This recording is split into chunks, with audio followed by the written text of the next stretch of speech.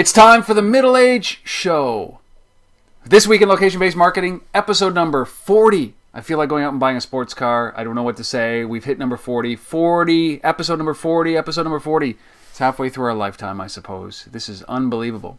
My name is Rob Woodbridge from Untether.tv, at Rob Woodbridge on the Twitter sphere. And as always, for this show, I'm joined all the way from Toronto, Ontario, Canada, safe from what's going on the east coast of Canada and the United States, by one Asif Khan. Asif, how you doing? I'm doing well. I can't believe, like you, I can't believe we're at 40. So this is big. Let's and lots of news as usual. So I can't believe somebody hasn't canceled the show yet. That's what's always amazing. It's like we just keep going.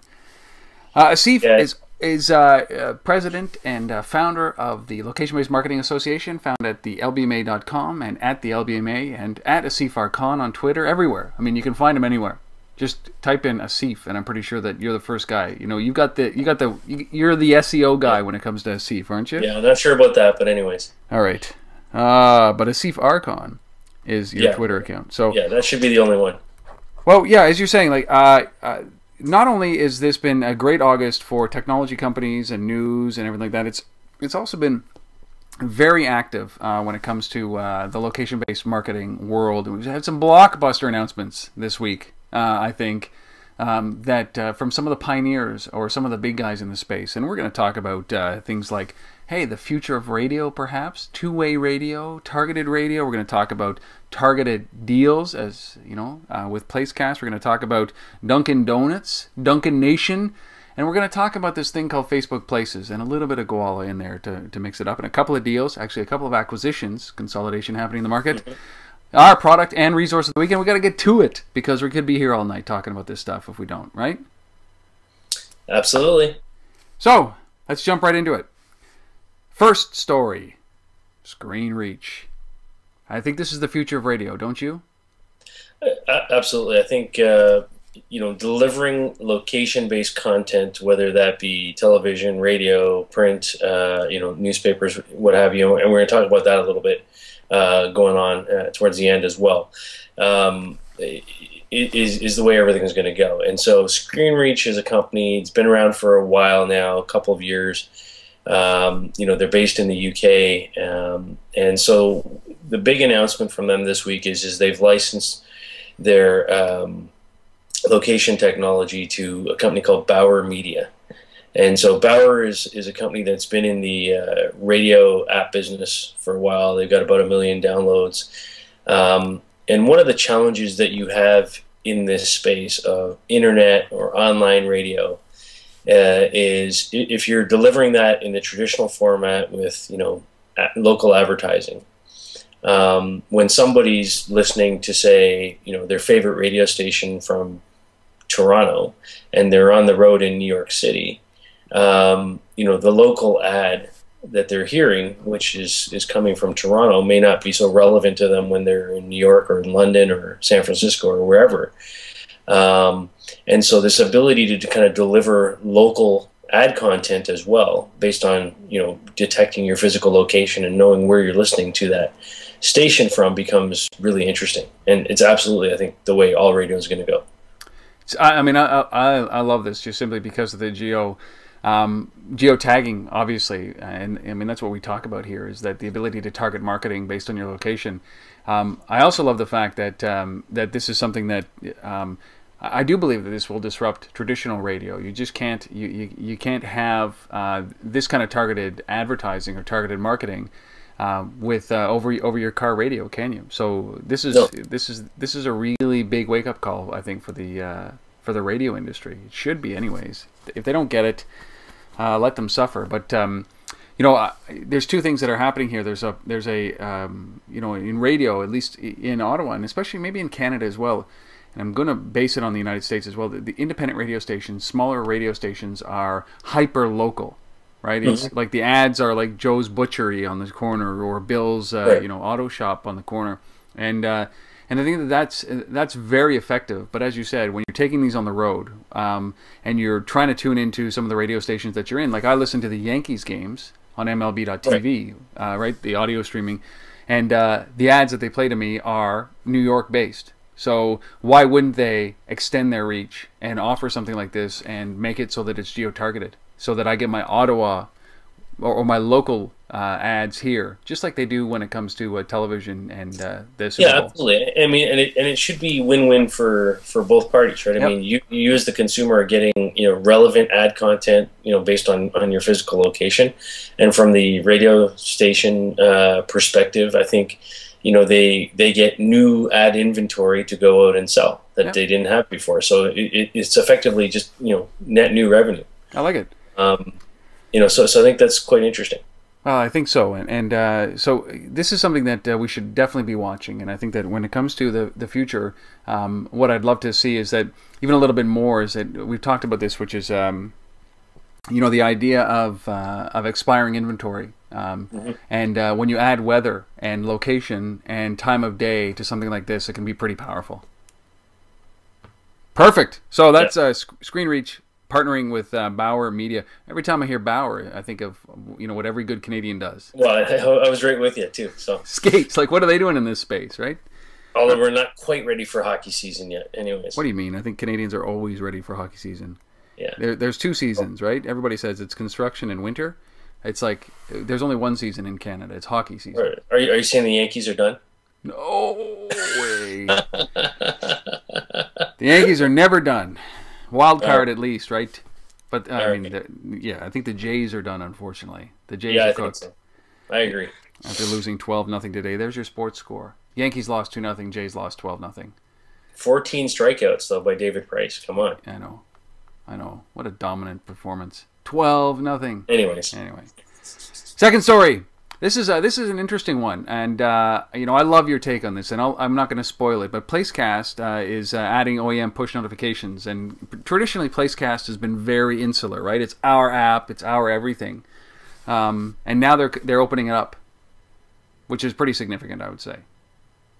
Yeah, I think it's huge. And I think this comes to a bigger issue. So let me just recap what Placecast is doing here first. So Placecast, we've talked about these guys a lot on this show.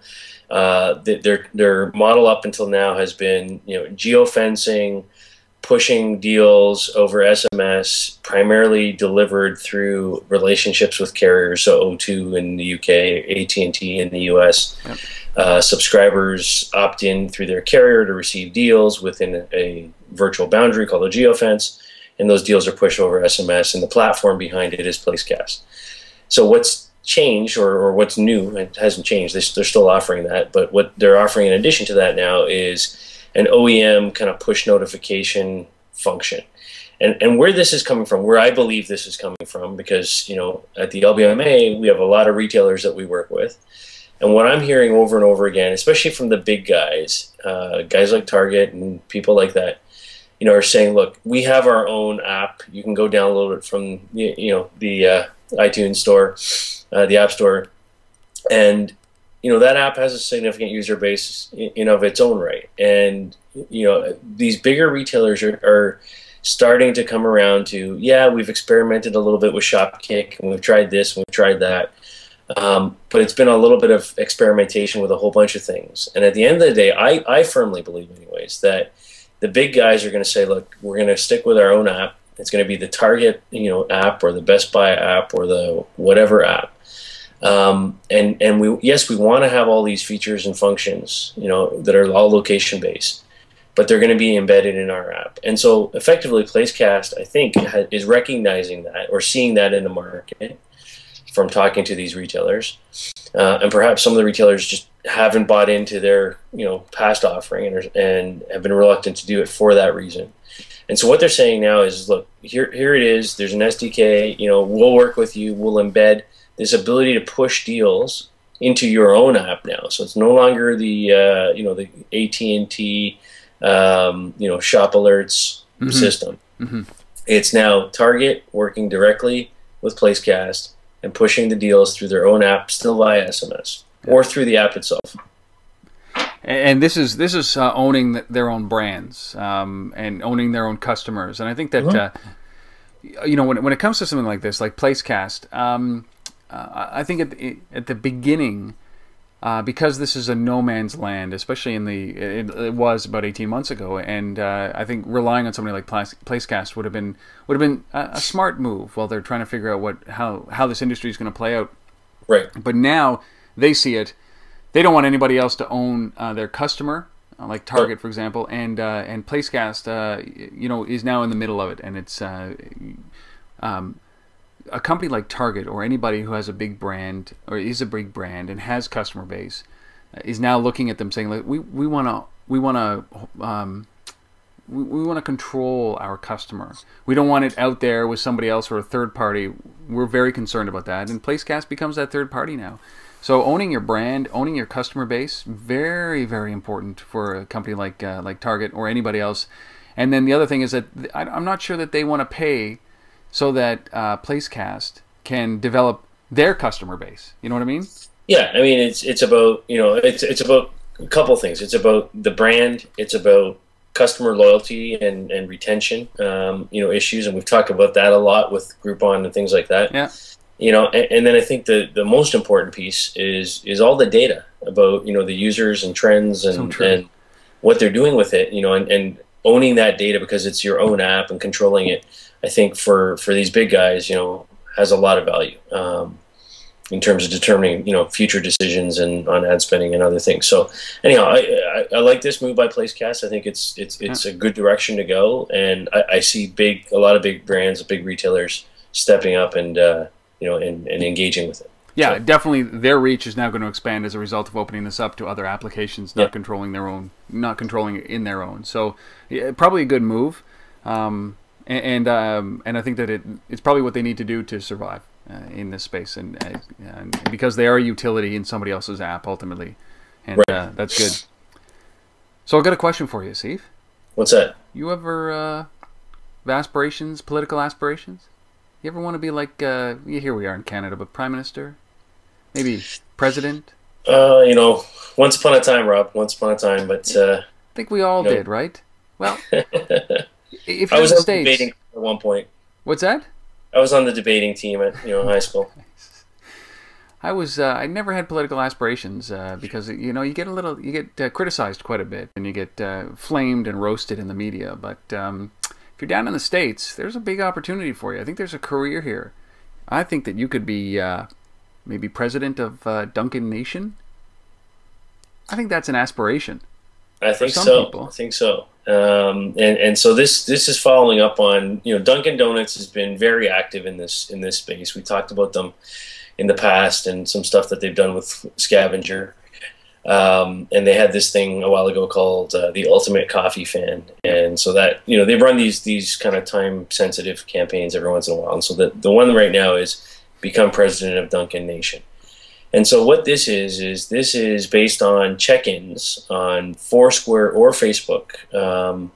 And so basically it runs from now effectively until September the 23rd. So it's on for basically a month, let's call it.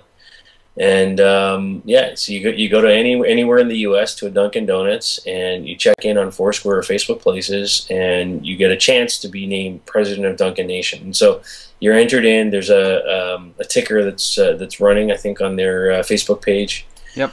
And so every week, somebody is president, and then there's kind of this bigger prize that goes on for kind of president of Dunkin Nation. So. Well, and this is, it's always interesting when I see Dunkin Donuts and doing these kind of things, and you do this across the platform. So this is Foursquare, this is Facebook Places, anything that you can check in ultimately is done. But one of the challenges they're saying is that you can, I think I'm just pulling it up here, you can do it, you can check in up to 10 times per day. Yeah, once per hour. Once per hour, up to 10 times per day. And I think it has to be part of your stream. So your Facebook, if you're doing this on Facebook Places, which we will talk about, ultimately the timing of this the announcement of this was pretty terrible around what happened with Facebook. But the concern obviously was spam, right? That you're going to turn your own following off because you're going to have 10 if you're going to do this, if you're really serious about being president of Dunkin Nation, you're going to, check in 10 times a day, and that's not going to bode so well with the people who are following you on Facebook, because it goes into your stream like that. We get it. We get it. You're going to be president. That's great, but you're going to alienate your entire your support system. So you're going to be president of nothing ultimately, right? Except for so I mean, I think the good thing about this is Dunkin realizes that in order for this kind of campaign to be successful and draw as much participation as possible, it's got to be multi-platform. So and Facebook and Foursquare, not just one or the other or what have you. So I'd like that. I mean, we'll see. I mean, they're the head of marketing over there, I saw in one article, said that they're hoping to get 100,000 people to do this, to participate in this. So that's a good amount of people. That's kind of their goal. Well, so I guess just if you're in the States, check in 10 times a day, and those of us who are following those people in the States that want to be president of Dunkin Nation, just accept the fact that they've spent a lot of money and a lot of time doing this, and we support them. President. I'm going to get the campaign badges, right? Yeah. So, anyways, it's running for from now till the end of September the 23rd. Did they say what they get as a result of this? Like what do you? No, I think you just get bragging rights. Wow. Maybe free donuts for a week. Like exactly. Like you know what? This is like doesn't if Clinton was in office right now, there'd be some big joke about this, right? But there isn't. So. As we said, jump right into the fourth story here, because president of Dunkin Nation has it allows you to check in and with any eligible check-in software like Foursquare, Facebook Places, obviously. But one of the big announcements that came out of this past week, was the fact that Facebook is ultimately abandoning Places. This was supposed to be the Foursquare killer. This was going to change the face of marketing. This was going to do a lot of things for Facebook, but after 16 weeks, roughly, they've abandoned it. And this came in with a flurry, and by all accounts, it was there was a lot of activity, and I think that I read somewhere that there was more activity on Facebook Places than there was on Foursquare in terms of check-ins. And so Facebook drops Places. So no more checking in like traditional check-in. This is pretty amazing, isn't it? Yeah, it's a really interesting and intriguing announcement, and I think the one thing here is that you can't just jump out and say they're dropping Places. I mean, yes, they're dropping Places, but really, it's kind of a repositioning of the way Facebook views location. Right. Okay? Right. And so what they're really saying is look, people aren't, we launched Places a year ago. People aren't really checking in to Places the way people are checking into Places on Foursquare. Facebookers, those 500 million people out there or more now, use Facebook in a much different way than people use Foursquare. And there's a lot of activities going on, and location, is like we say all the time, it's like dial tone, and it's part of everything that people do, and part of everything that people on Facebook do. And so, we're not going to hold out Places as this standalone thing. We're going to make location part of everything. And so effectively, when you update your status, you can tag it with a location. When you post a photo, you can tag it with a location. When you get a deal, you can tag it at a location. And so effectively, Facebook is saying, look, everything has a location related to it, and that's what we're enabling our users to do. And that makes much more sense. It's the conversation that we've been hearing around the water cooler is that David destroyed or beat or killed the dragon or beat the Goliath, and the big thing here is that Facebook looked at this and said, we're really not interested in being this. What we're interested in doing is just making sure that location is a service layer. It is, as you said, it's dial tone. Everything that you stamp, everything that you do, everything that you say, everywhere that you are is tagged. So get beyond it. We're past it.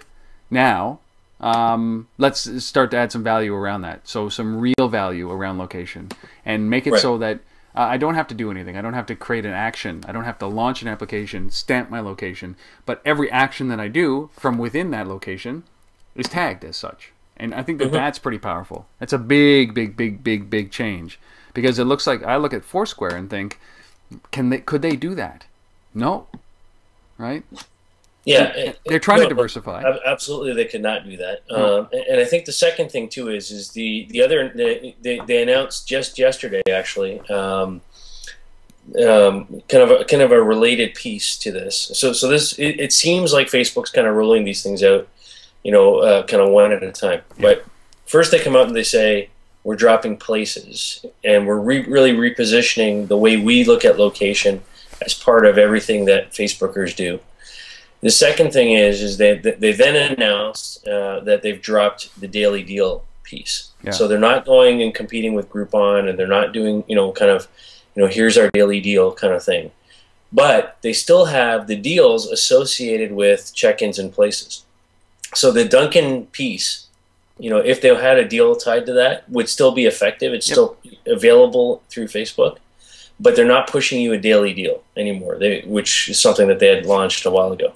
What do you think that, I mean, that's a really interesting, again, is this Facebook, because, the language around this is the same thing, David and Goliath, all this garbage, that means that Groupon wins and Facebook loses, or the Groupon killer didn't work, or is this just, is this Facebook looking up and saying, well, they're not making money, nobody's making money with the daily deal sites, WagJag's probably not doing that either here in Canada, and Slam Jam is not doing it, and all these other services are not making any money on it. So we have a pretty powerful way of integrating location and kind of a subtle daily deal where it's not really such a daily deal. It's just because location is pervasive, you're going to get something.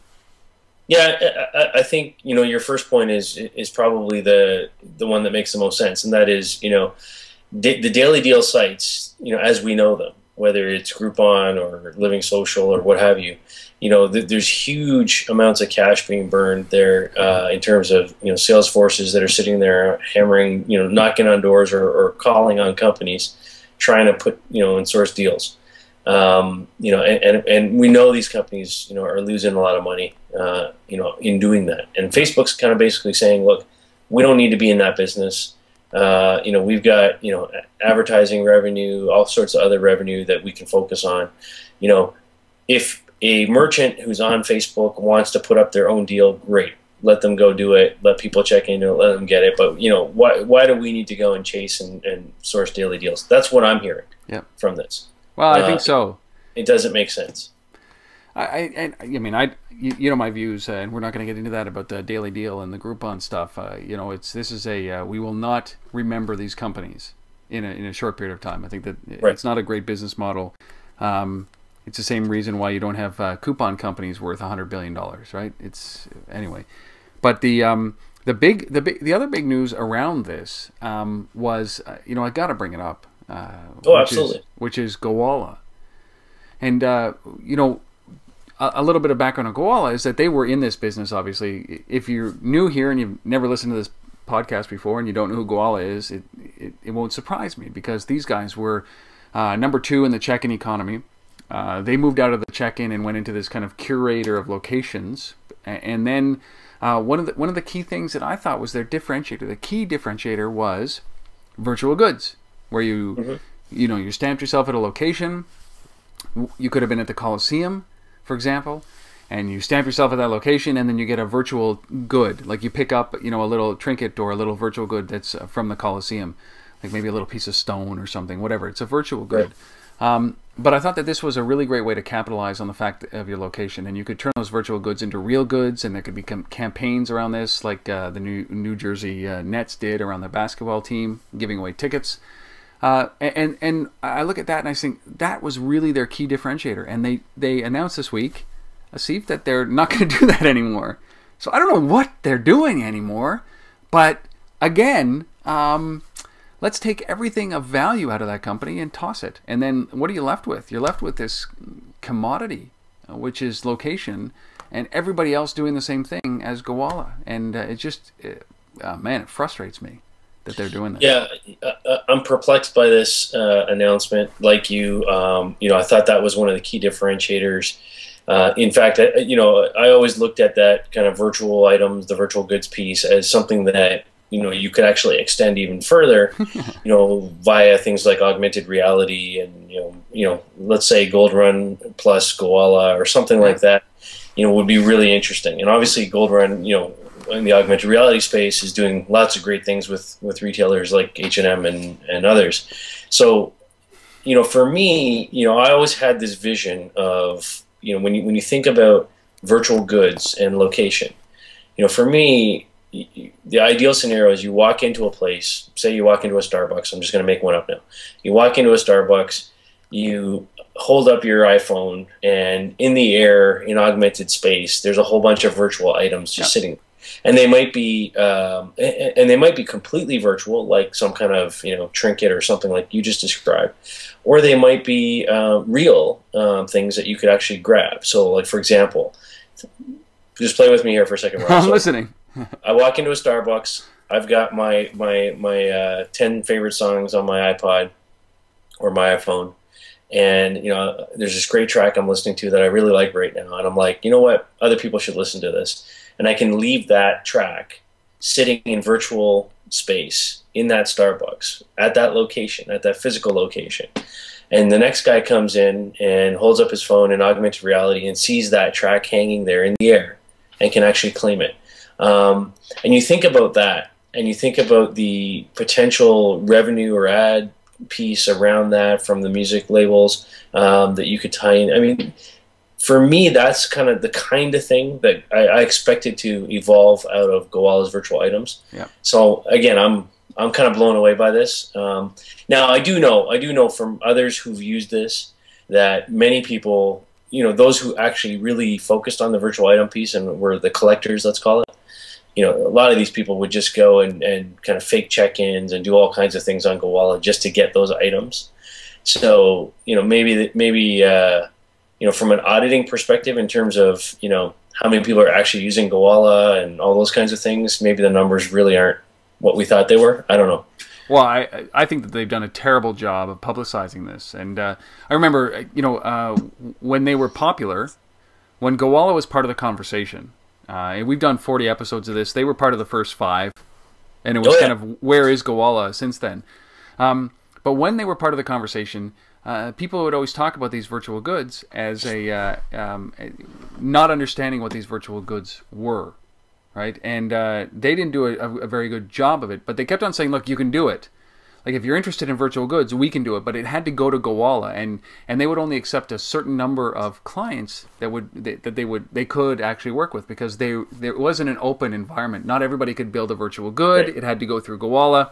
Right. And talking with some guys who were actually trying to engage with them, it was very costly, and you had to book like a quarter or 2 quarters out, which really didn't make any sense.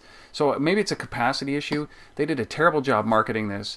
I mean, I got I pick up a watermelon and a banana from this bar or whatever. It was disjointed.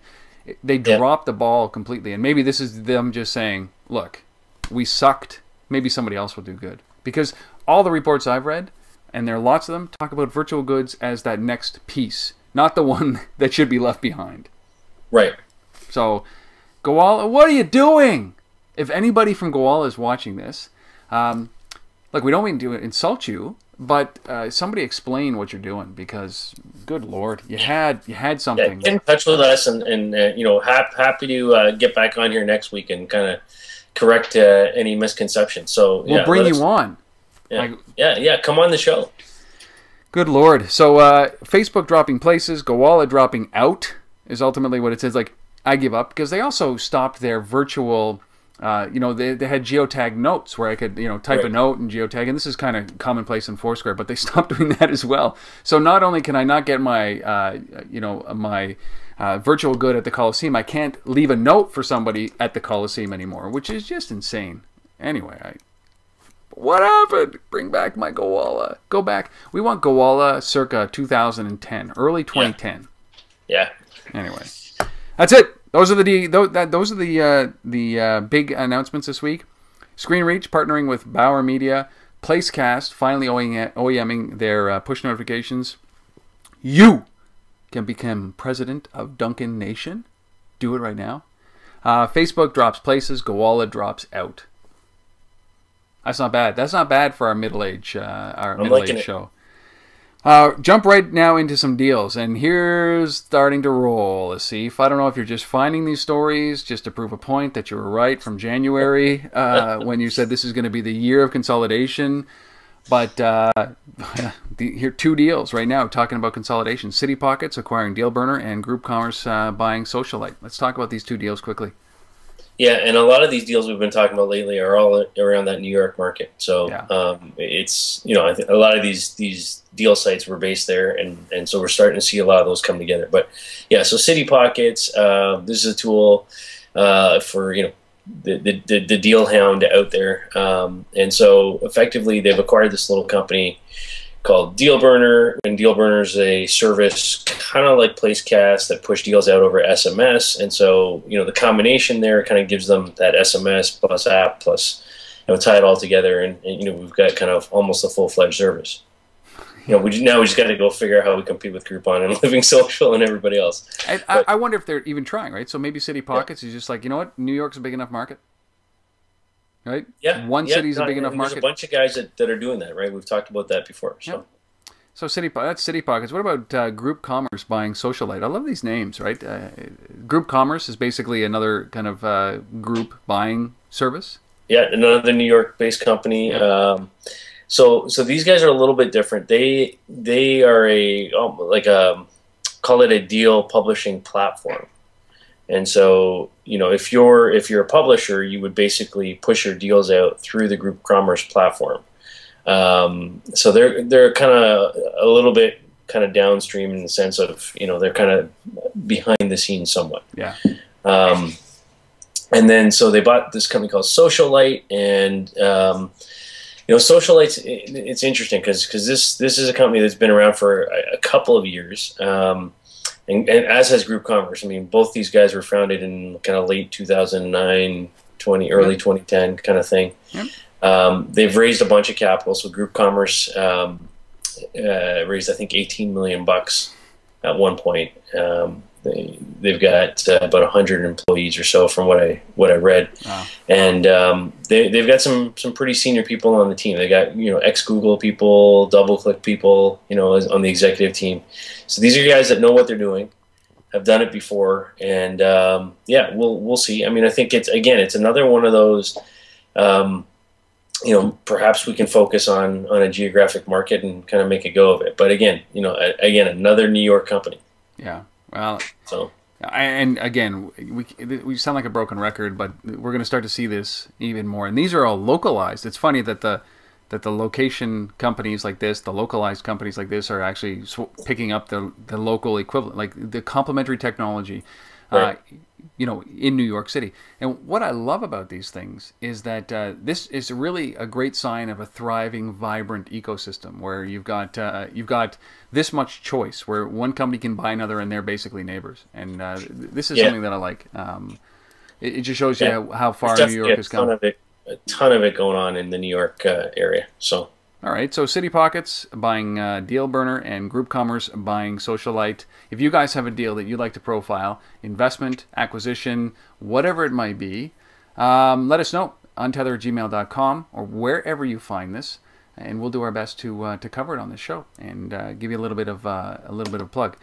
Same thing with the product of the week. If you think you've got one, reach out. Let us know. Makes it easy for us to then go out and you know, find these products, because we love having feet on the street. But this week we're talking about a company called Flix, F-W-I-X. Flix, yeah. Flix. Really like this product. Again, it's kind of a bit of a behind the scenes platform, and what it's all about. It's all about geotagging any content, you know, over the web. And I think this is an area that we haven't seen a lot of yet. You know, so much of what we talk about, what gets the press, is the daily deal stuff and the mobile apps and, you know, all of that kind of stuff. And you know, we don't often talk a lot about web content. Mm-hmm. and the geotagging of that content. And to me, so that's exactly what I can't even say it. Flix. Flix. Yeah. Flix. F-W-I-X. Flix. It's like Twix with an F. Yes.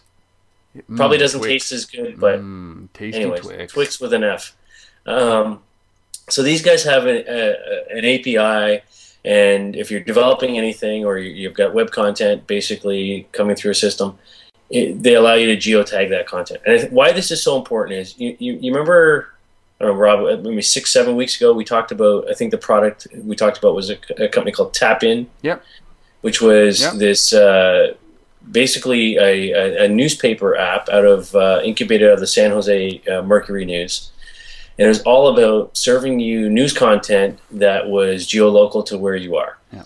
And that's exactly what Flix does. It allows you to take all this content. So while TapIn is the end user delivery of that in the form of an app, all that content that you're seeing through TapIn effectively could be tagged through the Flix system, right? And so Flix.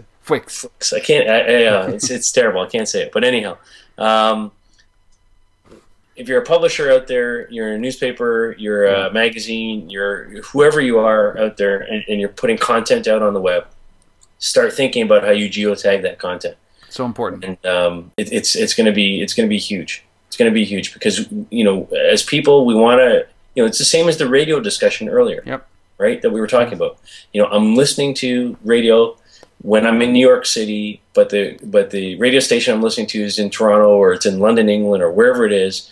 Deliver me local ads, deliver me local content, and the only way you can do that is if that content is geotagged, right? And the same goes for this web content that's being served up. It's funny because when you start to think about big chains, like we'll talk about newspapers for a second here, and how they can leverage Flix. But if you think about big media companies that own multiple brands across Canada or the United States, start to think about every paper doesn't need its own app. You have one app, and maybe this is a dumb idea or not, but you have one app that's geo-tagged or geo-based. So all the ads are fed through this one app. You're maintaining one app, but wherever you are, and that can be in a city or in a neighborhood, you're getting the most relevant news first. In that, the nucleus is relevant news to where you're closest to, and then it kind of branches out. So if you're in your city and you're in your neighborhood, you're in the beaches in Toronto, for example, you get local news. You get that layer from the Toronto Star, and then you start to expand out. But then if you're in Calgary, for example, and this is Canadian because that's the market we're in, whatever neighborhood you're in, you'll get local, but then you expand out, it's the Calgary Herald News, right? It's like, but it's all from one app, which would be very powerful. And the same goes too. I mean, people as people, we move around. We don't stay necessarily, at least I don't. I'm always on a plane somewhere. Exactly. And when you're traveling, you want the content that's local to wherever you are. It's relevant to me at that time. And the same goes, by the way, for daily deal stuff, right? I mean, sure, I want the daily deal, for Toronto when I'm in Toronto, but when I'm in New York, a daily deal in Toronto is useless to me. I need a daily deal for New York. So, this is the kind of stuff that becomes important. And so, the geotagging of content or web content, which is what Flix does, is really, really important. So I really like this product. So do I. Flix.com. F-W-I-X. Flix. Flix.com. Last thing that we're going to talk about today? See, I don't know what. Last thing we're going to be talking about today is Johnwire, their latest report, which is the Mobile Audience Insight Report. Yeah, so this is, Johnwire puts these things out every quarter. So this is the Q2 report, which is available now under the research tab at the LBMA website. So it's www.thelbma.com. And go to research and you'll see it there. But great insights. These guys have access to gazillions of locations and mobile users and what they call the on-the-go user. And just a couple of things that popped out of this this latest study. So they say that in the latest report, 53% of on-the-go U.S. audience revealed they are willing to share their location to receive more relevant content. 53%. And then it goes on to say those under the age of 34 are more eager, with 60% offering to share their location for better information. And then they also did a special report. So this is part of the study this time, which is not normal for them. They also looked at the UK market, and the trends were even higher in the UK. 69% were willing to share their location information in order to get better deals. So there's obviously a trend here, and when you look at versus the Q1, this is increasing, by huge leaps on a quarter by quarter basis. So I wonder, it's so funny because it's not funny, but I just wonder about this because Johnwire really has a great vantage point for trending. And ultimately is the fact that people are more willing to give up location for more information. And right now, what I'm going to assume that is couponing or being pushed information. Are they an early indicator of economic expansion or economic contraction? You know what I mean? So when you start to look at this from a neighborhood or a city or a province or a state or a countrywide, is the likelihood that people are going to check in for coupons and discounts, like we've seen over the last 2 years, because the economy has got to contribute to this kind of coupon craze.